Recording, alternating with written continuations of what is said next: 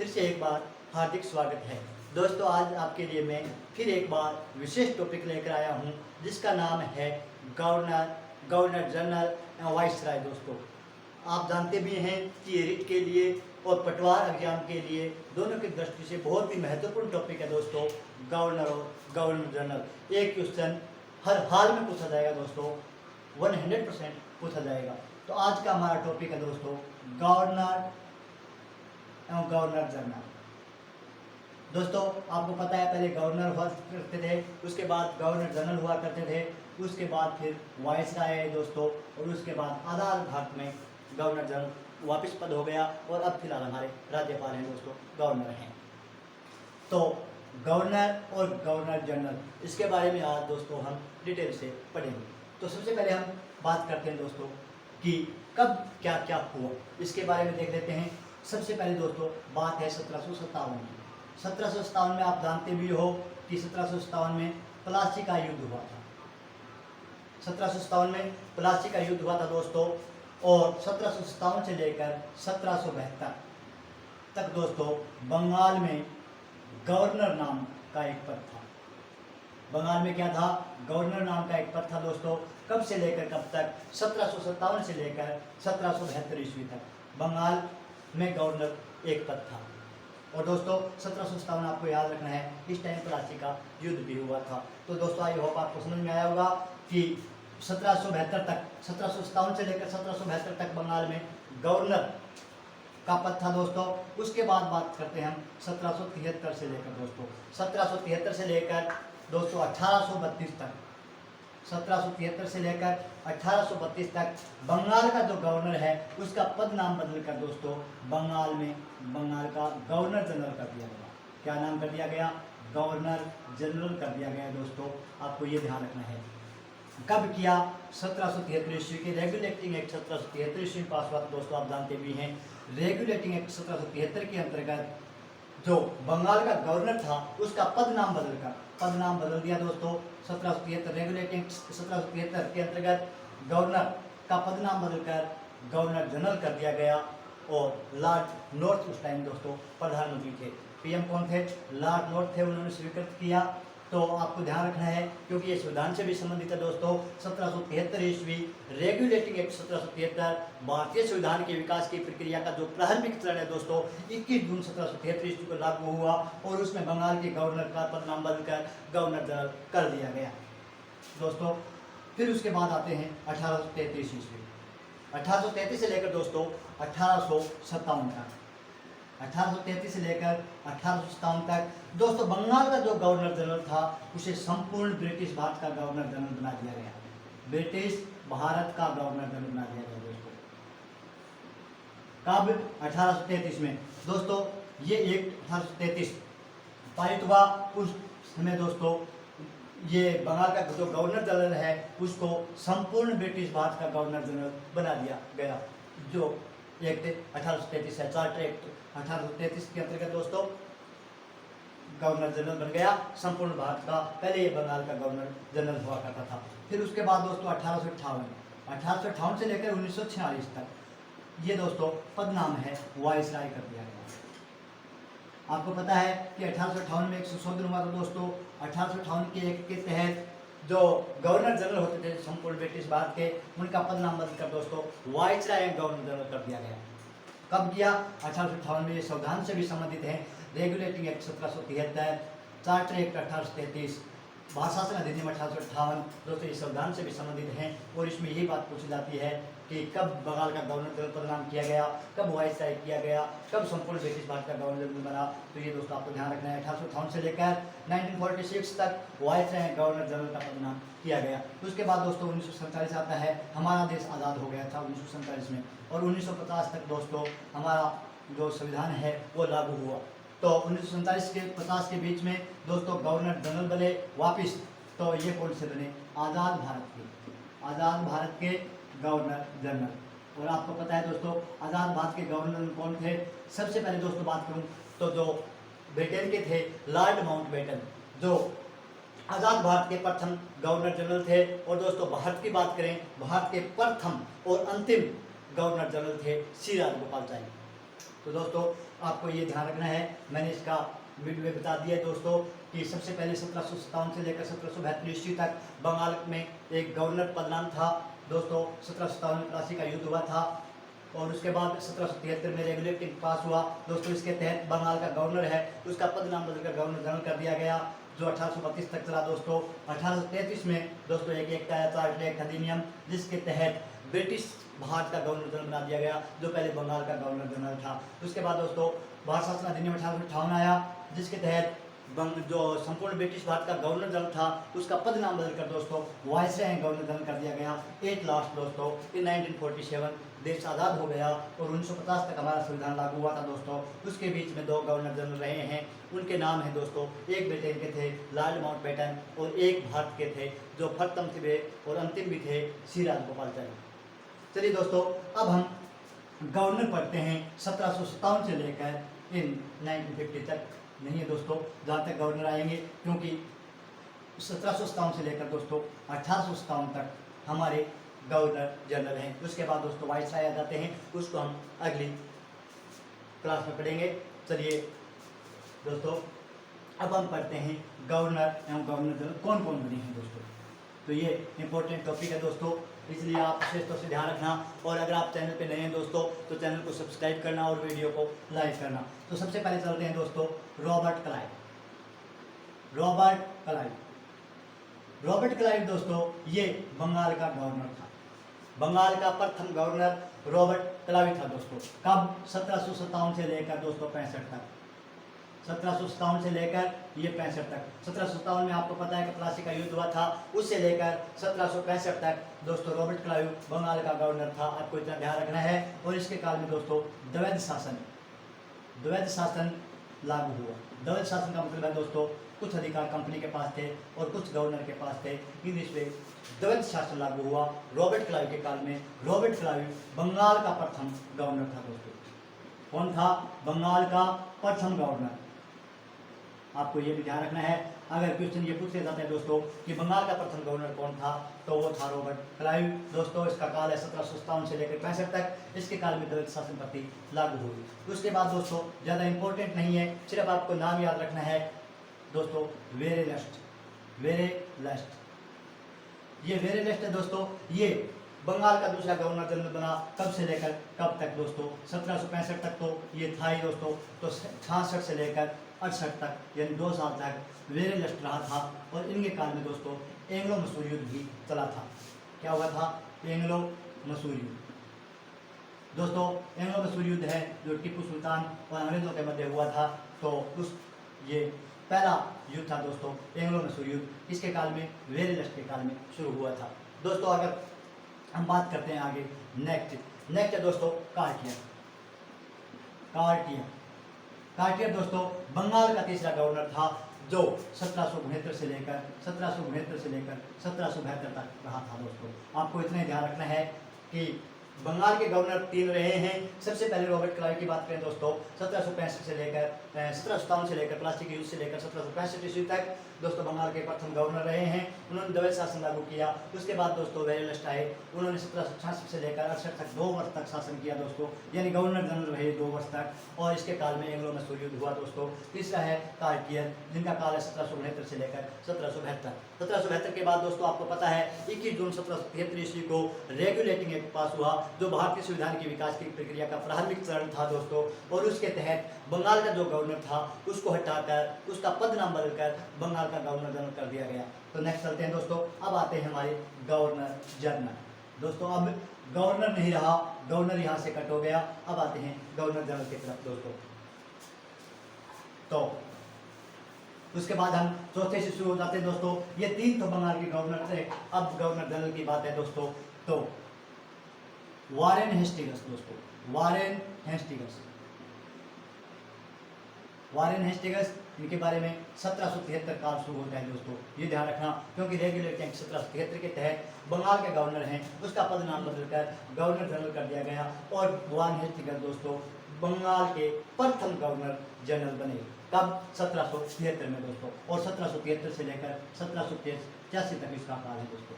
1773 से लेकर 1785 तक इनका काल है। तो इनके काल में क्या क्या हुआ दोस्तों, सबसे पहले देखने वाली बात यह है कि इनके काल में क्या क्या हुआ, वार्न हेस्टिंग्स के काल में क्या क्या हुआ।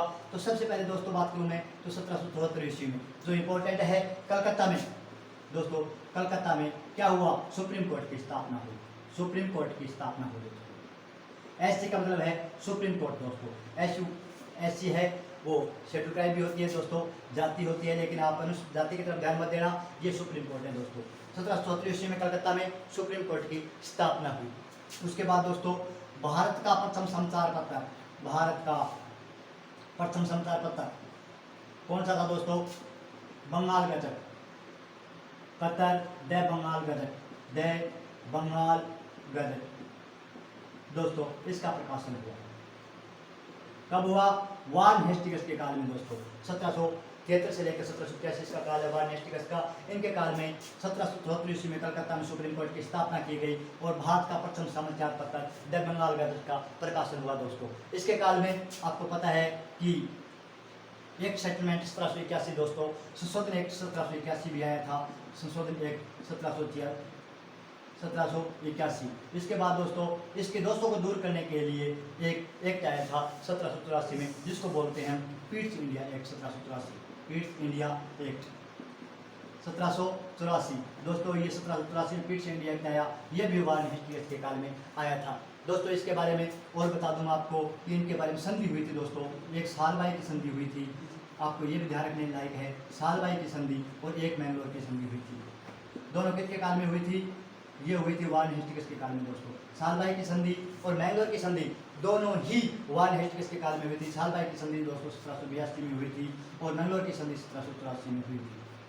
तो आपसे ये पूछा जाता है कि सालबाई की संधि कब हुई, 1782 में सालबाई की संधि हुई दोस्तों और मैंगलोर की संधि 1784 में हुई थी और दोनों ही काल में वार्न हेस्टिंग्स बंगाल के गवर्नर जनरल थे दोस्तों। इनके काल में और मैं आप बात करूं तो जो द्वितीय दोस्तों, द्वितीय एंग्लो मसूरी दोस्तों, प्रथम का मैंने आपको बता दिया है, प्रथम वेलेस्ट के काल में हुआ था एंग्लो मसूरी युद्ध और दूसरा एंग्लो मसूरी युद्ध दोस्तों वार्न हेस्टिंग्स के काल में हुआ था। और किन के मध्य हुआ था दोस्तों, टीपू सुल्तान और अंग्रेजों के मध्य। अंग्रेज थे एक तरफ और दूसरी तरफ टीपू सुल्तान था दोस्तों। तो एंग्लो मसूरी युद्ध में जो अंग्रेज और टीपू सुल्तान के मध्य हुए हैं, पहला दोस्तों वेलेस्ट के काल में हुआ था, दूसरा टीपू सुल्तान के मध्य अंग्रेजों के मध्य हुआ था, जो किसके काल में, वार्न हेस्टिंग्स के काल में हुआ था। और सबसे इंपॉर्टेंट बात दोस्तों वार्न हेस्टिंग्स के बारे में, इस पर महाभियोग चलाया गया। किसके द्वारा महाभियोग चलाया गया, ब्रिटिश सरकार के द्वारा दोस्तों, ब्रिटिश सरकार के द्वारा महाभियोग चलाया गया, बाद में इसे मुक्त कर दिया गया दोस्तों। तो आपको ध्यान रखना है, ऐसा पूछा जाता है कि ऐसा कौन सा गवर्नर जनरल था जिनके विरुद्ध महाभियोग चलाया गया, वो थे दोस्तों वार्न हेस्टिंग्स। वार्न हेस्टिंग्स के विरुद्ध ब्रिटिश सरकार ने महाभियोग चलाया था।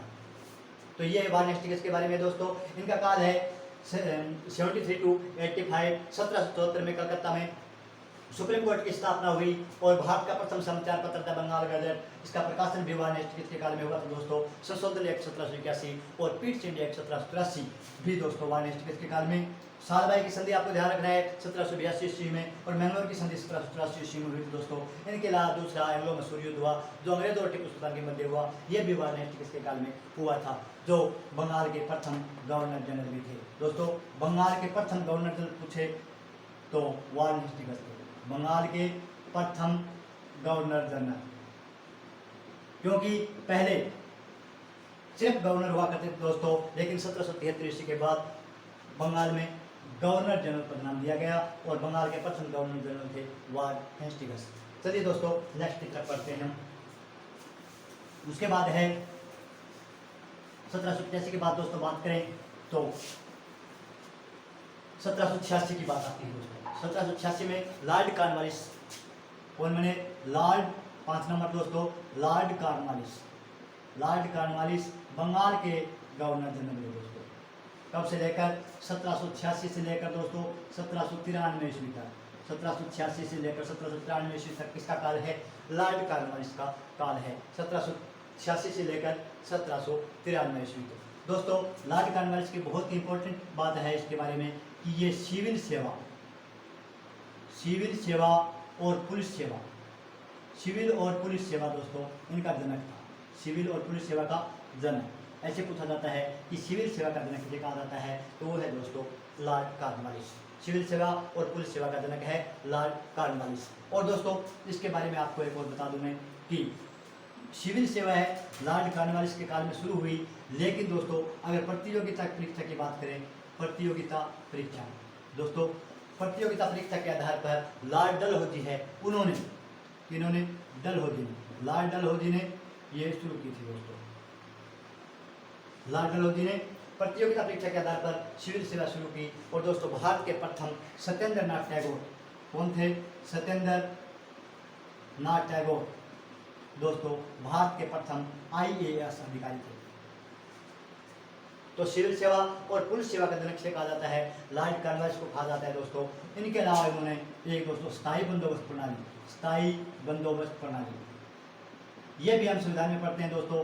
स्थायी बंदोबस्त प्रणाली की शुरुआत कब हुई, तो ये हुई थी दोस्तों 1793 ईस्वी में। 1793 में स्थायी बंदोबस्त प्रणाली की शुरुआत हुई। और इनके काल में दोस्तों एक रंगपट्टनम की संधि हुई थी।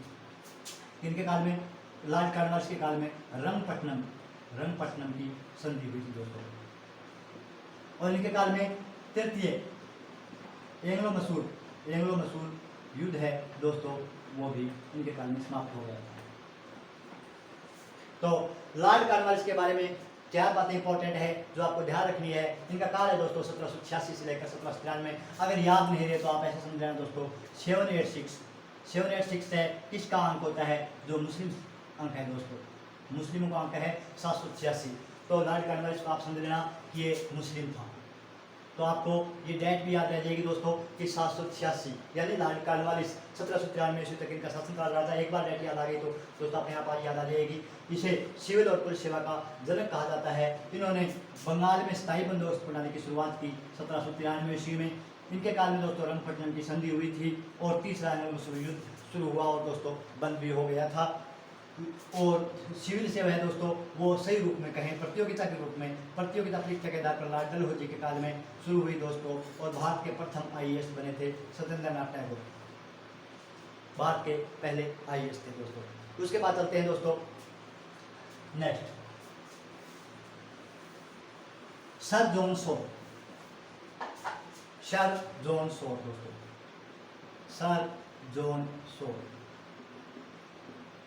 1793 तक का तो आ गया दोस्तों। अब आगे बात करते हैं सर जॉन शॉ के बारे में। तो 1793 से लेकर 98 तक दोस्तों इनका काल रहा था 5 साल तक। 1793 से लेकर 98 ईस्वी तक कौन थे, सर जॉन शॉ थे दोस्तों।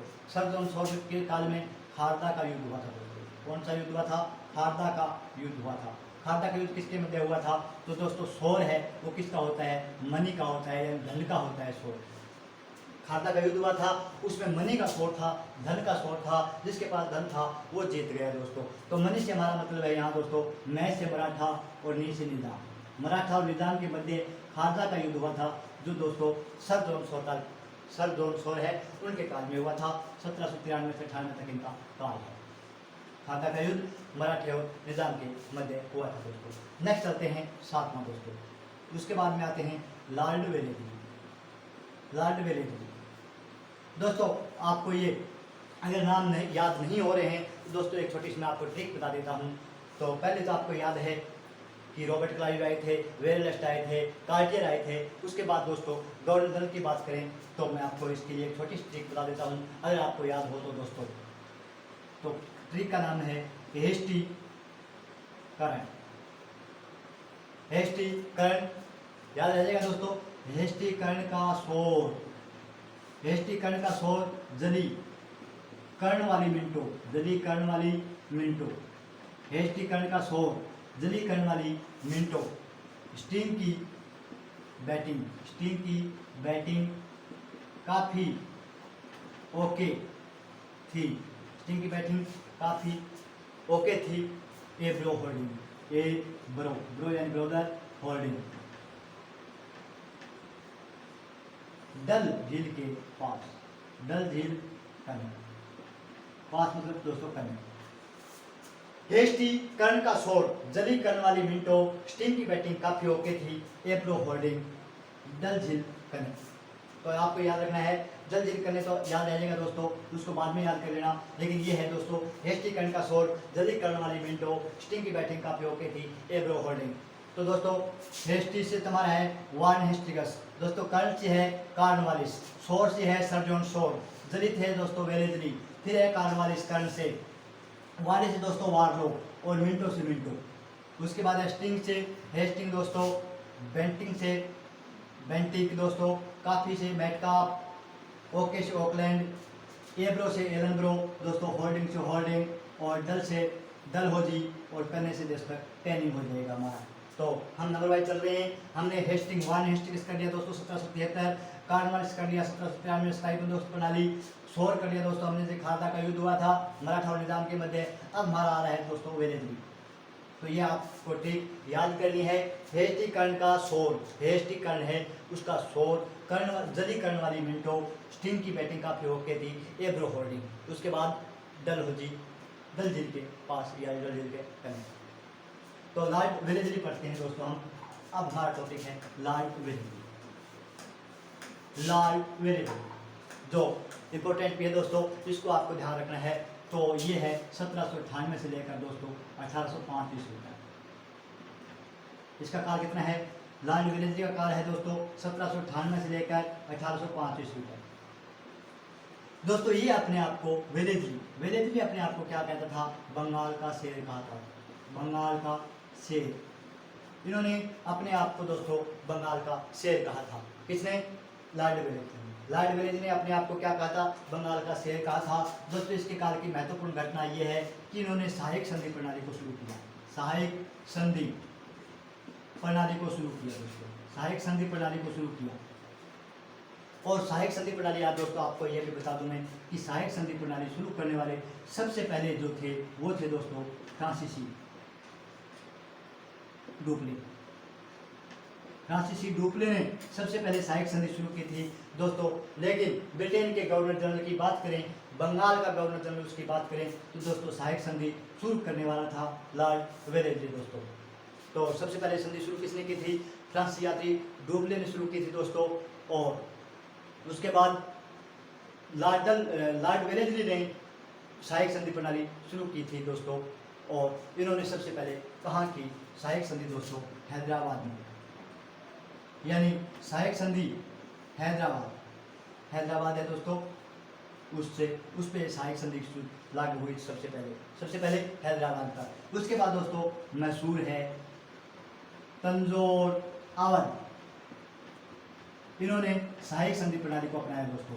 सबसे पहले हैदराबाद में अपनाया, सहायक संधि शुरू करने वाला शासक था लॉर्ड वेलेजली।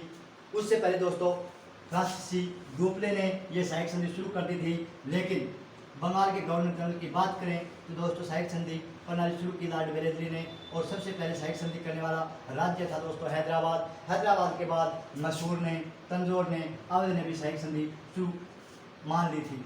लेकिन दोस्तों राजस्थान की बात करें तो ये इंपॉर्टेंट है दोस्तों, जोधपुर, जयपुर, बूंदी और भरतपुर। ये क्वेश्चन आपकी बात पूछे जाने की पूरी संभावना है दोस्तों कि सहायक संधि स्वीकार करने वाली निम्न में से कौन सी रियासत राजस्थान की नहीं थी? तो आपको ऑप्शन दे देंगे दोस्तों, जोधपुर दे देंगे, जयपुर दे देंगे, बूंदी दे देंगे, अलवर दे देंगे।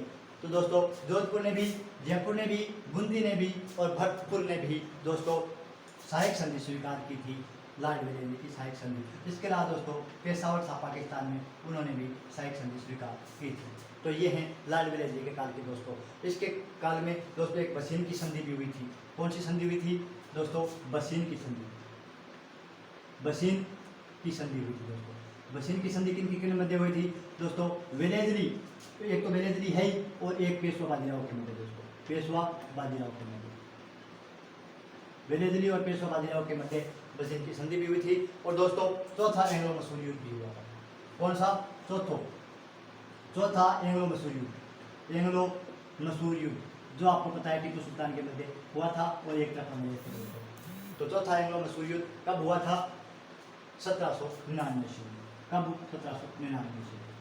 तो ये वेलेजली काल की घटना है दोस्तों। वेलेजली, लॉर्ड वेलेजली का काल 1798 से लेकर 1805 ईस्वी तक। ये अपने आप को दोस्तों बंगाल का शेर कहता था। इसके काल में सहायक संधि प्रणाली शुरू हुई थी, लेकिन सबसे पहले दोस्तों सहायक संधि की पूछें तो फ्रांस से यात्री डोपले ने की थी। उसके बाद दोस्तों सहायक संधि प्रणाली है वो हैदराबाद पे लागू हुई सबसे पहले। उसके बाद मैसूर, तंजौर, अवध पर भी दोस्तों, और राजस्थान की बात करें तो जोधपुर, जयपुर, बूंदी और भरतपुर में सहायक संधि प्रणाली शुरू की गई दोस्तों, और पेशावर में भी सहायक संधि हुई थी। इसके अलावा लॉर्ड वेलेस्ली के काल में बसिन की संधि हुई, जो लॉर्ड वेलेस्ली और पेशवा बाजीराव के मध्य हुई थी। इसके काल में चौथा एंग्लो मैसूर युद्ध भी हुआ था 1799 ईस्वी में। एंग्लो मैसूर युद्ध आपको पता है कि दोस्तों टीपू सुल्तान अंग्रेजों के मध्य हुआ था। अब बात करते हैं हम दोस्तों, चलो इससे पहले नेक्स्ट बढ़े, इससे पहले दोस्तों मैं आपको युद्ध बता देता हूँ किन के काल में हुए थे। दोस्तों हम बात करते हैं प्रथम एंग्लो मैसूर युद्ध। प्रथम एंग्लो मैसूर युद्ध, प्रथम एंग्लो मैसूर युद्ध दोस्तों ये वेरेलस्ट के काल में हुआ था। प्रथम एंग्लो मैसूर युद्ध दोस्तों वेरेलस्ट के काल में हुआ था। कब हुआ था? वेरेलस्ट के काल में हुआ था दोस्तों। दूसरा दोस्तों, द्वितीय युद्ध की बात करें, दूसरा एंग्लो मैसूर युद्ध है जो वारेन हेस्टिंग्स के काल में हुआ था दोस्तों, वारेन हेस्टिंग्स के काल में, वारेन हेस्टिंग्स के काल में। तृतीय युद्ध की बात करें दोस्तों तो ये कॉर्नवालिस के काल में हुआ था, कॉर्नवालिस के काल में। और चौथे युद्ध की बात करें दोस्तों तो ये अभी पड़ा था वेलेस्ली के काल में हुआ था, लॉर्ड वेलेस्ली के काल में हुआ था दोस्तों। आपको याद रखना है प्रथम एंग्लो मैसूर युद्ध है वो वेलेस्ली के काल में हुआ था दोस्तों, 67 से लेकर 69 तक। अगर दूसरा युद्ध की बात करें दोस्तों, दूसरा युद्ध कब हुआ था तो 1780 से लेकर 84 तक हुआ था दोस्तों। दूसरा 1780 से लेकर 84 तक हुआ था। किसके काल में? वारेन हेस्टिंग्स के काल में हुआ था दोस्तों। तीसरे युद्ध की बात करें तो दोस्तों तीसरा युद्ध भी मोस्ट इम्पोर्टेंट है और 1790 से लेकर 92 तक हुआ था दोस्तों, कॉर्नवालिस के काल में 1790 से लेकर 92 तक। और चौथे की बात करें दोस्तों तो लॉर्ड वेलेस्ली है, इनके काल में 1799 ईस्वी में ये युद्ध हुआ। तो एंग्लो मैसूर युद्ध 4 हुए दोस्तों। कौन कौन से हुए हैं? प्रथम एंग्लो मैसूर युद्ध है वो दोस्तों वेरेलस्ट के काल में हुआ है। दूसरे की बात करें तो वारेन हेस्टिंग्स के काल में हुआ है। तीसरे की बात करें दोस्तों तो कॉर्नवालिस के काल में हुआ है। और चौथे की बात करें तो वेलेस्ली के काल में हुआ है। वेलेस्ली के काल में 1799 ईस्वी में हुआ था दोस्तों। अगर कॉर्नवालिस की बात करें 1790 से लेकर 92 ईस्वी के मध्य में तीसरा एंग्लो मैसूर युद्ध हुआ था। दूसरे की बात करें दोस्तों वारेन हेस्टिंग्स के काल में 1780 से लेकर 84 ईस्वी तक हुआ था। और प्रथम की बात करें तो वेरेलस्ट के काल में 1767 से लेकर 69 ईस्वी तक हुआ था। तो ये चारों युद्ध दोस्तों आपको एक बार रीडिंग करनी है इनकी। चलिए नेक्स्ट करते हैं। तो हमने दोस्तों वेलेस्ली पढ़ लिया है। वेलेस्ली के बाद में दोस्तों फिर आता है कॉर्नवालिस। दोबारा कॉर्नवालिस आ गए दोस्तों। कॉर्नवालिस है, उनका काल है दोस्तों 1805 ईस्वी में। कॉर्नवालिस का दोबारा काल है 1805 ईस्वी में और इनकी 5 ईस्वी में मृत्यु हो गई थी दोस्तों। कहाँ? गाजीपुर यूपी, गाजीपुर उत्तर प्रदेश में। गाजीपुर उत्तर प्रदेश में इनकी मृत्यु हो गई थी कॉर्नवालिस की। इनका काल है दोस्तों 1805 ईस्वी में। उसके बाद है sir George Barlow. Sir George Barlow, sir George Barlow का काल है दोस्तों, सर जॉर्ज वार्लो है 1805 से लेकर 7 ईस्वी तक। तो दोस्तों सर जॉर्ज वार्लो है, इसका काल है 1805 से लेकर 7 तक। और दोस्तों वेलोर, वेलोर है उसमें एक सिपाही विद्रोह हुआ। कौन सा? सिपाही विद्रोह दोस्तों। कब हुआ था? 1806 ईस्वी में। तो वार्लो के बारे में आपको इतना ध्यान रखना है, सर जॉर्ज वार्लो है दोस्तों, इनका काल है 1805 से लेकर 7 ईस्वी तक। और वेलोर में दोस्तों एक सिपाही विद्रोह हुआ था, जॉर्ज वार्लो, वहाँ से वार्लो दोस्तों और वहाँ से वेलोर, दोनों नाम सेम हो रहे हैं, वार्लो और वेलोर, जिसमें सिपाही विद्रोह हुआ था दोस्तों 1806 ईस्वी में। तो आपको ये भी ध्यान रखना है। उसके बाद दोस्तों बात करें तो लॉर्ड मिंटो, लॉर्ड मिंटो ये भी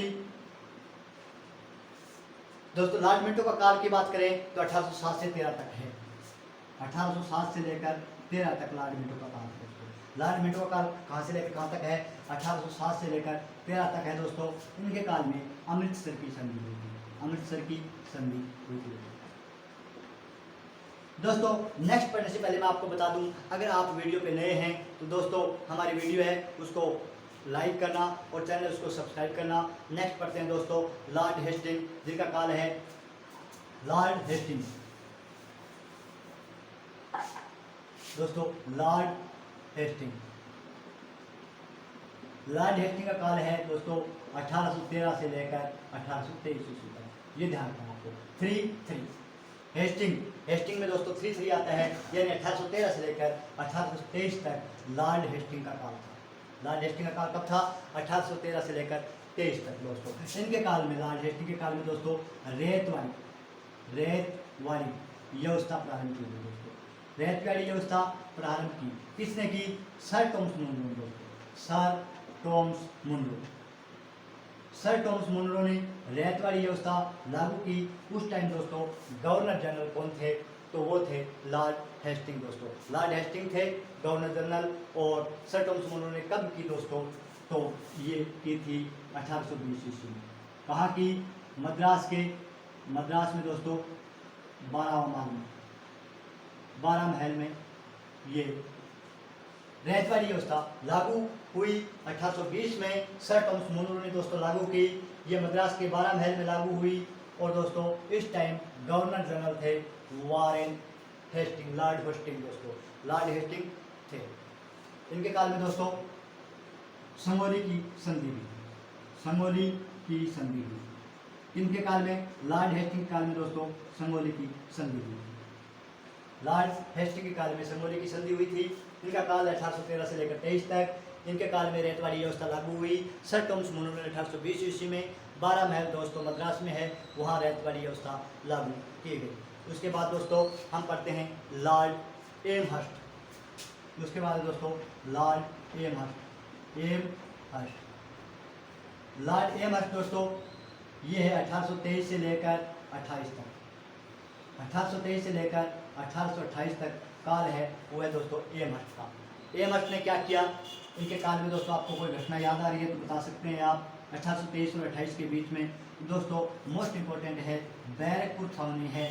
बैरकपुर छावनी, मंगल पांडे वाली बैरकपुर छावनी में सैन्य विद्रोह हुआ था दोस्तों। कब हुआ था? बैरकपुर छावनी में सैन्य विद्रोह कब हुआ था? 1824 ईस्वी में। 1824 ईस्वी में बैरकपुर में सैन्य विद्रोह हुआ था, सैनिक विद्रोह हुआ था। उस टाइम दोस्तों हमारे गवर्नर जनरल थे लॉर्ड एमहर्स्ट। बैरकपुर छावनी जिसमें सैन्य विद्रोह कब हुआ था? 1824 ईस्वी में हुआ था दोस्तों। उस time Lord Amherst governor general थे दोस्तों। उसके बाद चलते हैं लॉर्ड विलियम बेंटिक दोस्तों, जो बहुत ही मस्ट इंपॉर्टेंट है, आप जानते भी हैं। Lord William Bentinck, Lord William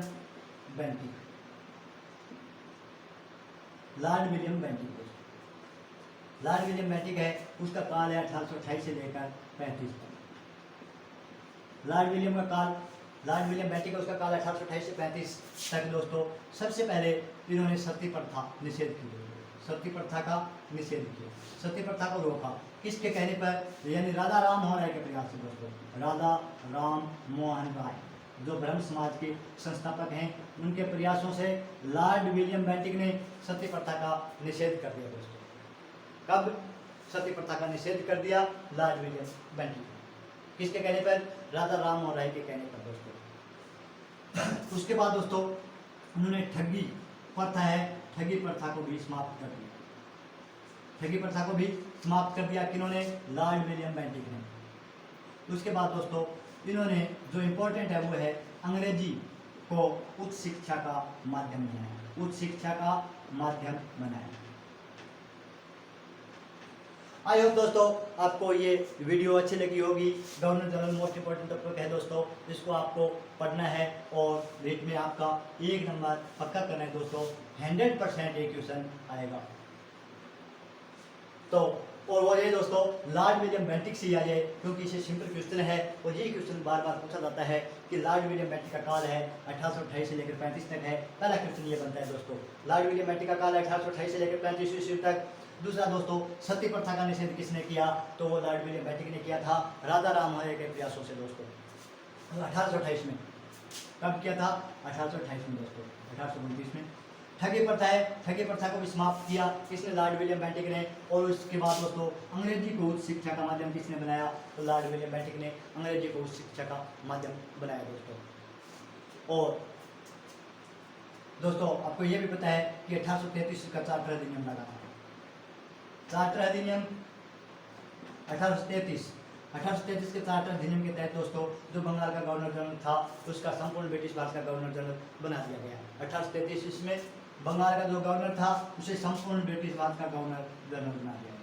संपूर्ण ब्रिटिश भारत का गवर्नर जनरल। तो दोस्तों 1833 तक तो ये रहे थे बंगाल के गवर्नर जनरल और 1833 का चार्टर अधिनियम लगा था दोस्तों। इसके काल में ये बंगाल के गवर्नर जनरल की जगह अब संपूर्ण ब्रिटिश भारत के गवर्नर जनरल बना दिए गए। तो ऐसा भी क्वेश्चन पूछा जाता है दोस्तों कि बंगाल का अंतिम गवर्नर जनरल कौन था। तो बंगाल का अंतिम गवर्नर जनरल था दोस्तों लॉर्ड विलियम बेंटिक।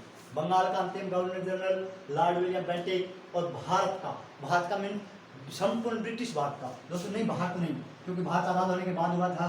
तो संपूर्ण ब्रिटिश भारत का गवर्नर जनरल कौन बना, तो वो थे पहले लॉर्ड विलियम बेंटिक। इनका काल है दोस्तों 1828 से लेकर 35 तक। इन्होंने सती प्रथा और ठगी प्रथा का निषेध किया।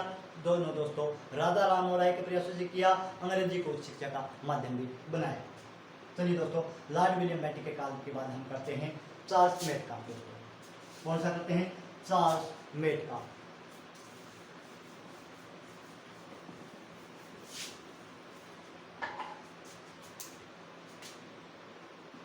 चार्ल्स मेटकाफ है दोस्तों। इसने प्रेस को वापस स्वतंत्रता दिलाई। चार्ल्स मेटकाफ ने वापस स्वतंत्रता दिलाई किसको? प्रेस को। इनका काल है 1835 से लेकर 36 तक। किसको स्वतंत्रता दिलाई वापस? प्रेस को स्वतंत्र किया दोस्तों, प्रेस को स्वतंत्र किया। यानी ये वेलेस्ली के काल में दोस्तों, वेलेस्ली का काल था, उस टाइम इस पर प्रतिबंध लगा दिया था। वेलेस्ली ने प्रेस पर प्रतिबंध लगा दिया दोस्तों।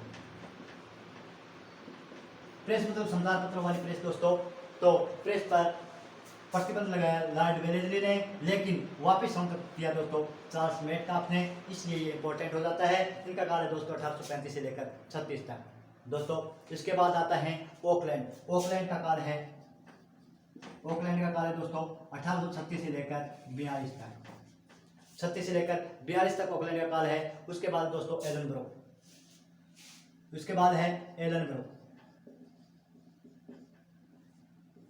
तो एलनब्रो का काल है दोस्तों 42 से लेकर 44 तक। 42 से लेकर 44 तक। 1842 से लेकर 44 तक काल किसका है? एलनब्रो का है दोस्तों। एलनब्रो ने एक बहुत ही अच्छा काम किया दोस्तों। कौन सा? तो दोस्तों ये भी अच्छा काम है, दास प्रथा का अंत किया। लेकिन एक है दोस्तों रविवार को अवकाश घोषित किया दोस्तों। तो ऐसा क्वेश्चन पूछा जाता है दोस्तों कि रविवार को अवकाश घोषित करने वाले गवर्नर जनरल कौन थे? वो दोस्तों एलनब्रो थे। और एलनब्रो ये संपूर्ण ब्रिटिश भारत के गवर्नर जनरल थे, क्योंकि 1833 का चार्टर अधिनियम आया था लॉर्ड विलियम बेंटिक के काल में दोस्तों। लॉर्ड विलियम बेंटिक संपूर्ण ब्रिटिश भारत के गवर्नर जनरल बने थे। उसके बाद दोस्तों गवर्नर जनरल की लहर दौड़ पड़ी, वो भी ब्रिटिश भारत में। पहले ये बंगाल के गवर्नर जनरल हुआ करते थे दोस्तों। एलनब्रो 1842 से लेकर 44 तक दोस्तों दास प्रथा का अंत किया उन्होंने और रविवार को अवकाश घोषित किया। उसके बाद है दोस्तों लॉर्ड डलहौजी। उनके बाद कौन है? लॉर्ड डलहौजी, यानी डल जिल गए कल दोस्तों। उसके बाद हैं होल्डिंग दोस्तों। कौन है? होल्डिंग। ये दोस्तों होल्डिंग का काल है। होल्डिंग का काल है दोस्तों 1844 से लेकर 48 तक। 1844 से लेकर 48 तक होल्डिंग रहे थे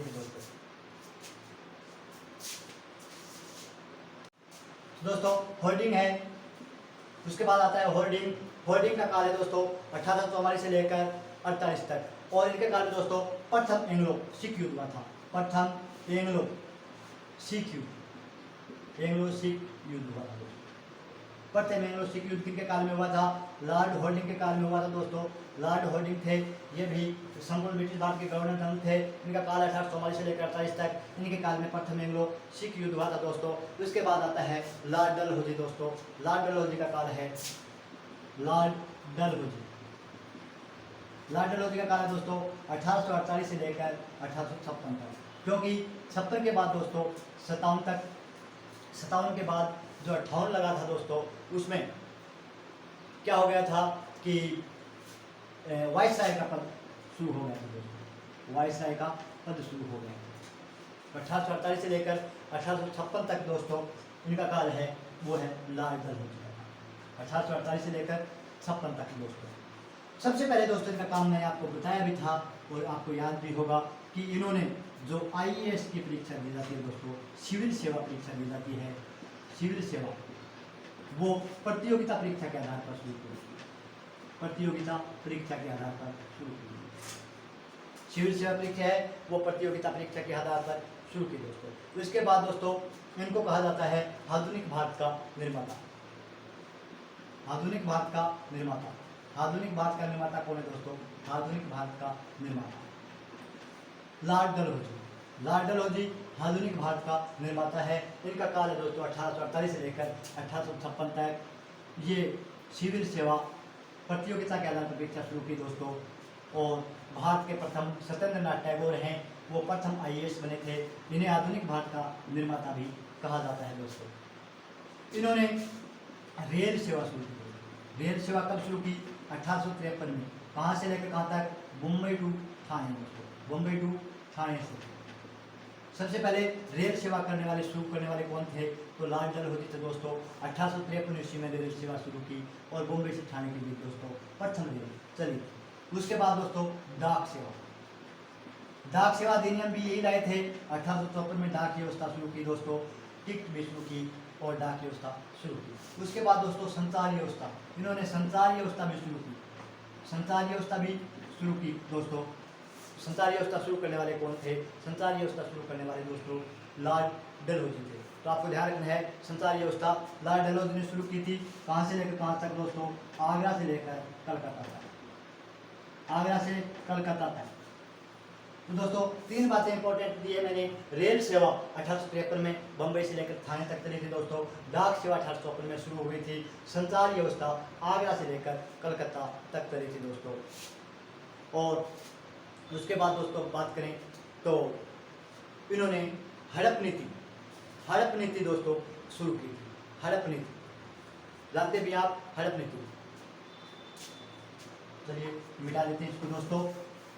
लॉर्ड डलहौजी, लॉर्ड डलहौजी के बारे में पढ़ रहे थे दोस्तों हम। लॉर्ड डलहौजी, लॉर्ड डलहौजी इनका काल है दोस्तों 1848 से लेकर 56 तक। ये भी मैंने आपको बता दिया था। लॉर्ड डलहौजी ने हड़प नीति शुरू की थी दोस्तों। कौन सी नीति? हड़प नीति। हड़प नीति शुरू करने से पहले दोस्तों मैं आपको बता दूं कि लॉर्ड डलहौजी ने रेल सेवा शुरू की थी 1853 ईस्वी में बम्बई से लेकर ठाणे तक दोस्तों। उसके बाद डाक व्यवस्था शुरू की 1854 में। उसके बाद दोस्तों संचार व्यवस्था शुरू की आगरा से लेकर कलकत्ता तक। और दोस्तों इसके बाद हड़प नीति शुरू की। हड़प नीति सबसे पहले कहाँ दोस्तों? सतारा महाराष्ट्र, सतारा महाराष्ट्र। यानी हड़प नीति के अंतर्गत दोस्तों राज्य जिनका शासन कोई नहीं संभाल पा रहा था उसको ब्रिटिश साम्राज्य में मिला लिया जाता था। और दोस्तों ब्रिटिश शासन में मिलने वाला जो प्रथम राज्य है वो दोस्तों सतारा महाराष्ट्र है। सतारा महाराष्ट्र हड़प नीति के तहत इसमें ब्रिटिश शासन में शामिल हो गया था दोस्तों सतारा महाराष्ट्र। उसके बाद दोस्तों जयपुर, संबलपुर, उदयपुर, झांसी, ये भी जयपुर, संबलपुर, उदयपुर और झांसी। तो दोस्तों इनका आपको नाम याद रखना है क्योंकि ये राजस्थान से संबंधित है दोस्तों तीनों। झांसी नहीं है, जयपुर, संबलपुर, उदयपुर दोस्तों ये भी हड़प नीति के अंतर्गत ब्रिटिश राज्य में मिला लिए हैं। कौन कौन से? जयपुर, संबलपुर, उदयपुर। आपको ध्यान रखना है दोस्तों हड़प नीति के तहत सबसे पहले मिलने वाला जो है सतारा महाराष्ट्र है दोस्तों। सतारा महाराष्ट्र पहला राज्य है जो ब्रिटिश राज्य में विलय किया गया। उसके बाद जयपुर, संबलपुर, उदयपुर और झांसी दोस्तों। और लास्ट की बात करें दोस्तों, अब हमारा आता है Lord Canning. Lord Canning, Lord Canning का काल है दोस्तों 1856 से लेकर मैं 1858 तक की बात करूंगा दोस्तों। क्योंकि 58 के बाद वायसराय आ जाते हैं। कौन आ जाते हैं? वायसराय आ जाते हैं दोस्तों। इसलिए लॉर्ड कैनिंग भारत के प्रथम वायसराय भी दोस्तों लॉर्ड कैनिंग ही। लॉर्ड कैनिंग भी वायसराय ही हैं। लेकिन दोस्तों लॉर्ड कैनिंग की यहाँ बात करेंगे सिर्फ गवर्नर जनरल की। इसलिए कह सकते हैं दोस्तों लॉर्ड कैनिंग भारत के अंतिम गवर्नर जनरल, अंतिम संपूर्ण ब्रिटिश भारत के अंतिम गवर्नर जनरल, गवर्नर जनरल थे दोस्तों। ऐसा पूछा जाता है कि ब्रिटिश भारत के अंतिम गवर्नर जनरल कौन थे तो आपको बताना है लॉर्ड कैनिंग। और भारत के प्रथम वायसराय कौन थे, तो वो भी लॉर्ड कैनिंग है दोस्तों। आई होप दोस्तों आपको ये वीडियो पसंद आएगी, इसलिए दोस्तों आप इसको लाइक करना और ज़्यादा से ज़्यादा शेयर करना। दोस्तों चैनल है ज्ञान रोशन बाई स्टडीज, सब्सक्राइब करना ताकि आने वाली वीडियो आपको अच्छे से मिल सके दोस्तों, इसका नोटिफिकेशन आपको सबसे पहले मिल सके। धन्यवाद, फिर मिलेंगे दोस्तों। Thank you very much. जय हिंद, जय भारत। ज्ञान दर्शन चैनल को सब्सक्राइब करें और वीडियो को लाइक करें। धन्यवाद।